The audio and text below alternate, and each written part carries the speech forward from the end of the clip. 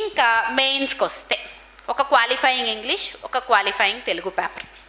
Okay, ఎవరైతే తెలుగు మీడియంలో ఉన్నారో ఇంగ్లీష్ని నెగ్లెక్ట్ చేయొద్దు, ఇంగ్లీష్ మీడియంలో ఉన్న వాళ్ళు తెలుగుని నెగ్లెక్ట్ చేయొద్దు. చాలామంది అక్కడ డిస్క్వాలిఫై అయిపోతారు. సో ప్లీజ్ మీ యొక్క తెలుగు రాత చక్కగా ఉండాలి, అక్షర దోషాలు లేకుండా ఉండాలి, ఇంగ్లీష్ వాళ్ళు గ్రామటికల్ మిస్టేక్స్ లేకుండా రాయగలగాలి. కాంప్రహెన్షన్ ఉంటుంది, లెటర్ రైటింగ్ ఉంటుంది, గ్రామర్ ఉంటుంది, ప్రిపోజిషన్స్ ఉంటాయి, నౌన్స్ ఉంటాయి, అన్నీ ఉంటాయి. You should be prepared. ఎలా ప్రిపేర్ అవుతారు? లాస్ట్ ఇప్పుడు 2-3 years పేపర్స్, లేదా యూపీఎస్సి కూడా ఇంగ్లీష్ క్వాలిఫైయింగ్, తెలుగు క్వాలిఫైయింగ్ పేపర్లు ఉంటాయి. లాస్ట్ 5 yearsవి సంపాదించి వాటిని ఒకసారి ప్రాక్టీస్ చేయండి. ఓకే, సో సేమ్ అదే కాన్సెప్ట్తో ఉంటాయి. So you can practice that.